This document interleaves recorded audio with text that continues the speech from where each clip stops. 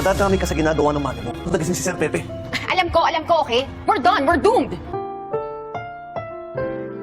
Ang susunod na programa ay rated PG. Ito ay nangangailangan ng patnubay at gabay ng magulang para sa mga batang manonood.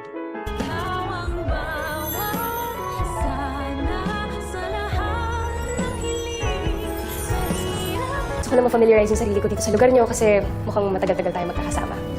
Mag-aalala na musto si Carlos sa kanyang anak na si Zoe matapos niyang malaman na sumama pala ito sa kanyang demonyitang ina sa Japan. Kay questionin ni Carlos ang pagsama-sama pa ng kanyang anak kay Moira. Dahil sa once na magising si Lolo Pepe ay tsak madadamay ito sa galit ng matanda. Parang tanggap naman ni Zoe na makukulong siya once na magising na nga si Lolo Pepe.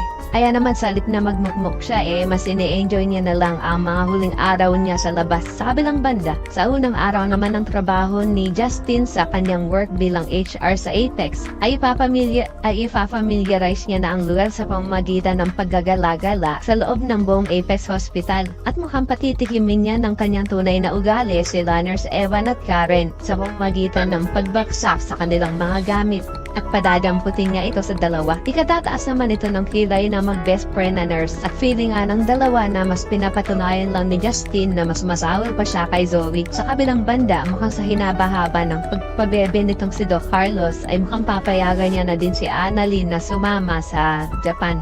At obvious na obvious naman kasi dahil last year pang pinapakita na magkakasama nga sila Annalyn at kanyang ina pati si Doc Javier at masayang namamasyal nga sa buong Japan. Sa kabilang banda, mukhang inuumpisahan ng manipulahin nitong si Eric ang kanyang dating asawang si Giselle. Sasabihan kasi ni Eric si Giselle na pagdating sa trabaho ay wala namang problema kay Giselle dahil matalino ito at lahat ng mga desisyon niya ay tama.